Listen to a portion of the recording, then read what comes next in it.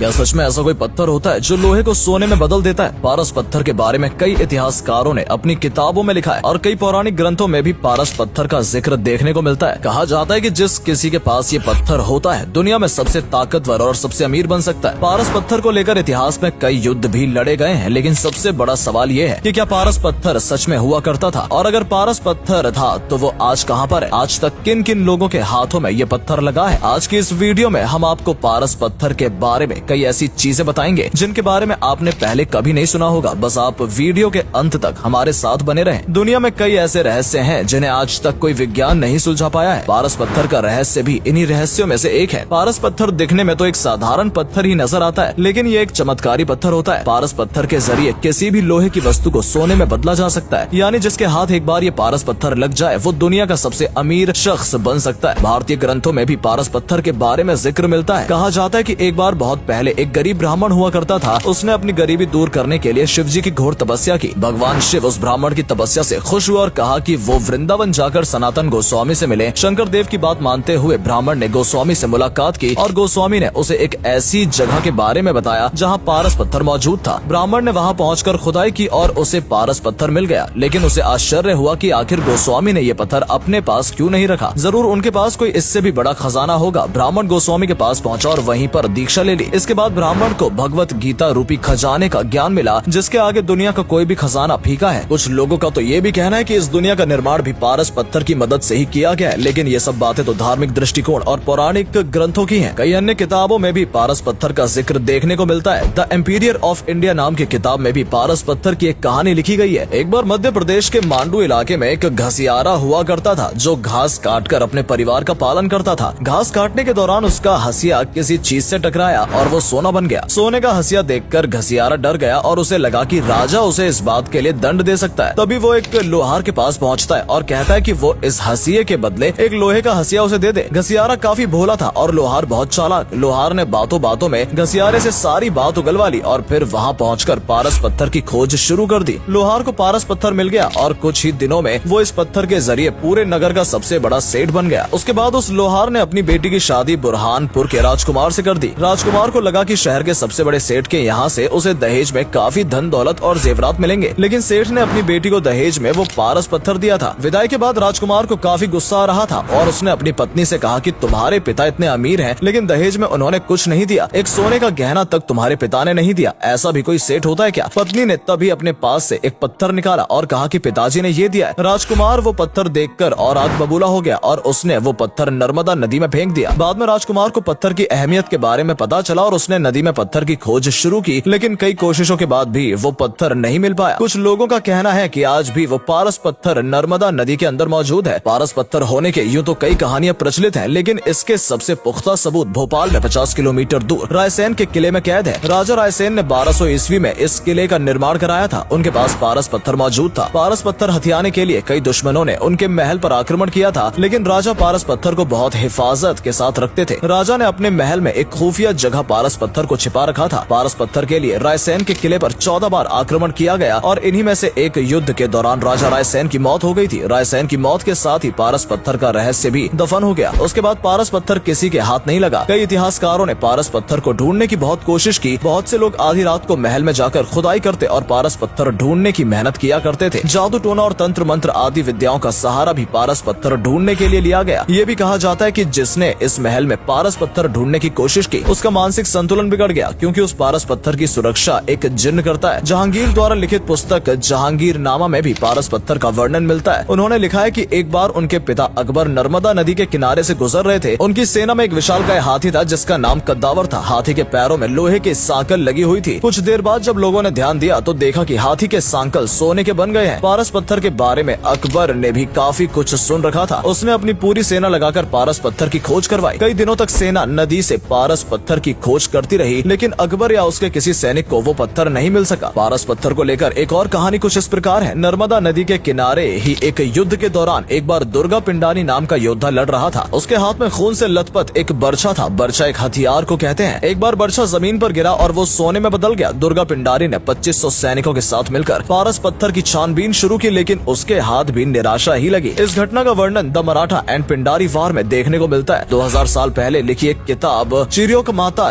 नाम की किताब में भी पारस पत्थर के बारे में लिखा गया है। पारस पत्थर पर विश्वास करने वालों का मानना है कि ये पत्थर ऐसे वैसे किसी शख्स के हाथ में नहीं आता और ना ही कोई इसे ढूंढ पाता है। जो भी इस पत्थर के काबिल होगा उसके पास ये पत्थर स्वयं आ जाएगा। किताबों के अलावा कई बड़े वैज्ञानिक हुए हैं जिन्होंने पारस पत्थर की खोज करने की कोशिश की और उसके रहस्य को सुलझाने का भी प्रयास किया। इनमें एडवर्ड कैली, रॉबर्ट बॉयल और आइजैक न्यूटन जैसे नाम भी शामिल है। रॉबर्ट बॉयल ने दावा किया था कि लेड को सोने में बदला जा सकता है। वहीं एडवर्ड ने मरकरी को सोने में बदलने का दावा पेश किया था। मरकरी को हिंदी में पारा कहा जाता है और कुछ एक्सपर्ट्स का ये भी मानना है कि पारा शख्स ही इस अनमोल पत्थर का नाम पारस पत्थर रखा गया है। लेकिन न्यूटन के अनुसार ये दोनों ही दावे गलत थे। इसके बाद भी कई वैज्ञानिकों ने सोना बनाने की विधि ढूंढने की कोशिश जारी रखी। बताया जाता है कि सन 1980 में अमेरिका की एक लैब में रिसर्चर्स ने धातु को सोना में बदलने का आविष्कार कर लिया था। ये एक्सपेरिमेंट एर्नेस्ट रदरफोर्ड की थ्योरी पर आधारित था, लेकिन सोना बनाने की वो विधि काफी महंगी थी और उसमें काफी समय भी लगता था, यानी सोने के मूल्य से भी ज्यादा लागत उसमें आ रही थी। इसलिए उस एक्सपेरिमेंट को बंद कर दिया गया। इतनी सारी घटनाएं महज एक संयोग नहीं हो सकती। यकीनन इनका कहीं न कहीं आपस में कोई कनेक्शन जरूर है। दोस्तों, पारस पत्थर होता है या नहीं ये मानना आपके ऊपर है। बात धर्म की हो या ऐतिहासिक घटनाओं की या फिर मॉडर्न साइंस की, इतिहासकारों ने कभी इस बात को मानने से इनकार नहीं किया कि पहले के जमाने में पारस पत्थर सच में मौजूद था। पारस पत्थर भारत में मौजूद था, शायद इसलिए भी भारत को सोने की चिड़िया कहा जाता था। दोस्तों, उम्मीद करते हैं कि आपको ये वीडियो पसंद आई होगी। आपको क्या लगता है, क्या पारस पत्थर सच में मौजूद है? और अगर आपको पारस पत्थर मिल जाए तो आप इसका क्या इस्तेमाल करेंगे? अपने जवाब कमेंट बॉक्स में जरूर दें। वीडियो में अंत तक बने रहने के लिए आपका धन्यवाद। आज के लिए बस इतना ही। आपसे फिर मिलेंगे एक नई वीडियो और ढेर सारी जानकारी के साथ।